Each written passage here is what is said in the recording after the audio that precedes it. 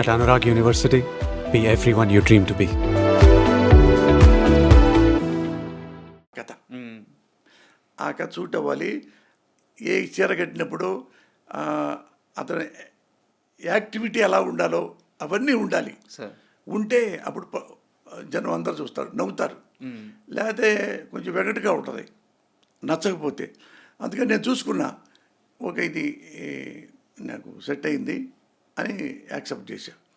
ఇప్పుడు ఇది ఎందులో వచ్చింది. అంటే ఇలాంటి ధైర్యం కానీ ఇలాంటి సాహసం కానీ చేయాలంటే ఓన్లీ పోసానికి ఇష్టం మొదలై అది మీ బెంచ్ మార్క్, మీ మీ ముద్ర, అది ఎవరి వల్ల కాదు అది. అవును, అదృష్టం అది. అయితే మీరు ఎలాగో ఇప్పుడు డైరెక్టర్గా ప్రొడ్యూసర్గా చేస్తున్నారు కాబట్టి మీరు ప్రొడ్యూసర్గా చేసిన ఒక ఒక సందర్భం గురించి మాట్లాడతాను. ఇది మీకు ఇష్టమైతే దీని గురించి డిస్కస్ చేద్దాం, లేదంటే దీన్ని ఆపేద్దాం. మీరు శ్రావణ మాసం సినిమాకి ప్రొడ్యూసర్గా డైరెక్టర్గా సినిమా తీశారు. సినిమా ఫ్లాప్ అయింది. 2 సంవత్సరాల్లో కసితో ఆ సినిమా రిలీజ్ అయిన తర్వాత మళ్ళీ ఒక 2 సంవత్సరాల స్పాన్లోనే ఒక సినిమాని రిలీజ్ చేసి బిగ్గెస్ట్ హిట్ తీశారు, ఆపరేషన్ దుర్యోధన. ఈ మధ్యలో ఒక డైరెక్టర్ మీ ఇంటికి వచ్చి ఆయనకి ఎందుకు సినిమాలు డైరెక్షన్ చేయడం ఎందుకు, ప్రొడ్యూస్ చేయడం ఎందుకు, అది మాలాంటి వాళ్ళకి డబ్బులన్నీ పోయినాయి, ఇప్పుడు ఖర్చులకు ఏం చేస్తారని మాట్లాడిన ఆ డైరెక్టర్ దగ్గరికి వెళ్ళి ఆపరేషన్ దుర్యోధన తర్వాత లేదురా పోసాని మురళకృష్ణ హిట్ కొట్టాడు, పోసాని మురళకృష్ణకి డైరెక్షన్ కూడా వచ్చు, ప్రొడక్షన్ వచ్చు, ప్రొడ్యూసరు అని చెప్పారు ఆ డైరెక్టర్కి మీరు? అంటే ఎటువంటిదంటే నాన్న, ఏం అనకూడదు, ఎందుకులే అంటే నాకు నేను మాట్లాడాలంటే చాలా మాట్లాడగలను. తలకాయ తీసుకెళ్ళి మొలకాయలో పెట్టుకోవాలి నీకు చెప్పాలంటే. వాళ్ళ వాళ్ళ క్యారెక్టరు, వాళ్ళ కెపాసిటీ, వాళ్ళ కాపురాలు, వాడి ఇళ్ళు, వాడ బొళ్ళు ఏందో మొత్తం నాకు తెలుసు. కానీ ఎందుకు వాడిని ఎందుకు ఏడిపించటం అట్టా చీప్గా బిహేవియర్ నాకు ఇష్టం లేక వదిలేసా. ఏంటంటే ఒక సినిమా ఫ్లాప్ అయిందంటే వాడు ఏమీ లేనివాడని కాదు సార్, ఏమీ లేనివాడని కాదు. ఆయన ఉన్నాయి కదా, రోజా సినిమా తీశాడు మణిరత్నం గారు. మణిరత్నం గారు మరి చాలా చదువుకున్నవాడు, లెజెండరీ లాంటి వాడు. మరి ఆయన ఎన్నో ఫ్లాపులు తీశాడు. అంతంత మాత్రాన ఆ డైరెక్ట్ లేకుండా పోతాడా? ఆయన ఇప్పటికీ లెజెండరీ డైరెక్టర్. చూడండి మరి ఆయన ఎన్ని ఇప్పుడు 1, 2, 3, 4 ఫ్లాప్. మన లేటెస్ట్ కూడా ఫ్లాప్ అయ్యేది సార్. ఇది మన కమల్ హాసన్ తగ్గలేదు సినిమా ఏదో. అదే అది సబ్జెక్టు సరిలేక ఫ్లాప్ అవుతాడు తప్ప మణిరత్నం ఫ్లాప్ అవడం.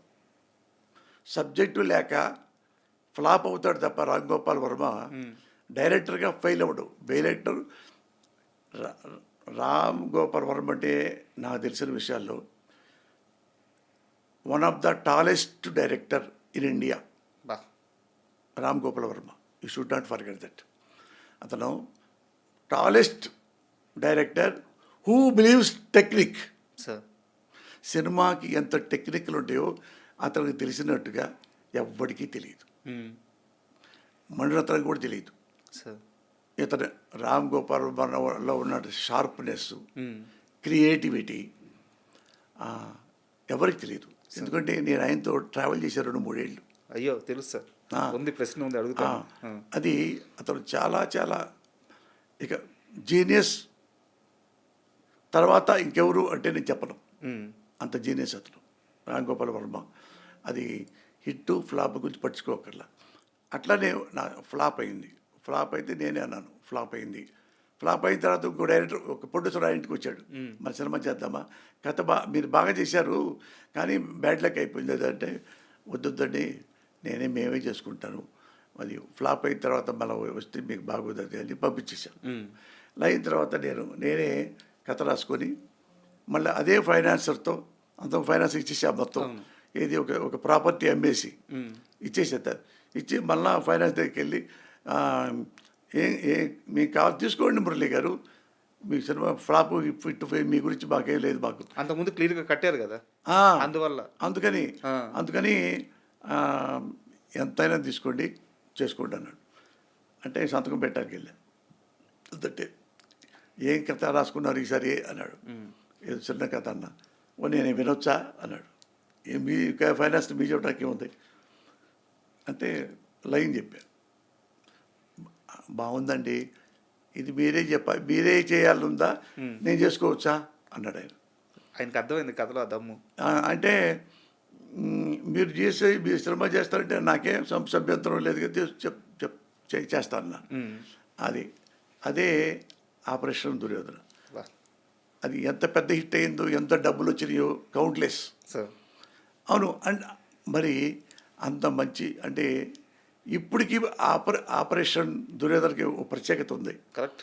అంటే ఎందుకుందంటే ఆపరేషన్ దుర్యోధన అన్ని సెంటర్లో ఆల్మోస్ట్ 100 రోజులు ఆడింది. తెలుగు సినిమా ఇండస్ట్రీలో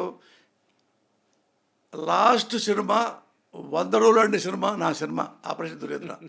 అప్పటి నుంచి ఇప్పటిదాకా 100 సినిమా లేదు 100 రోజులు. తర్వాత అసలు ట్రెండే లేకుండా ఎవరి 100 రోజులు లేవు. అదొక్కటే లాస్ట్ 100 days సినిమా. అలాంటి గొప్ప సినిమా. ఇప్పుడు ఎన్నో వాగాడే. ఆపరేషన్ దుర్యోధనలో ఒక్క బటన్ కూడా చెల్లడవాడు. బటన్ కూడా అన్నం పెట్టా.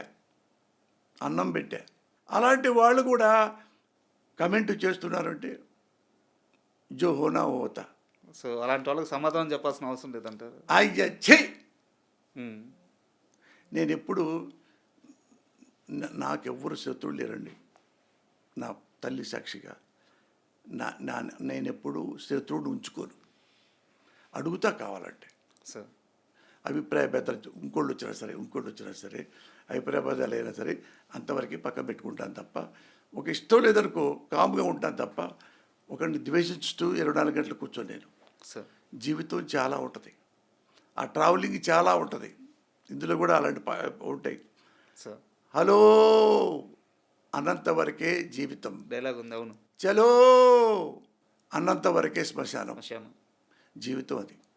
ఆఫ్టర్ ఆల్ దానికోసం రూపాయి వచ్చినంత మాత్రాన ఎగిరిపోయి డబ్బులు పోయినంత మంది ఏడ్చి ఇట్ట చేయబెట్టుకొని మా చేతితో ఏడుతూ వచ్చి మా ఇంటి ముందు కూర్చోవచ్చి ఆ రెండు చూసా, అన్నీ చూసా.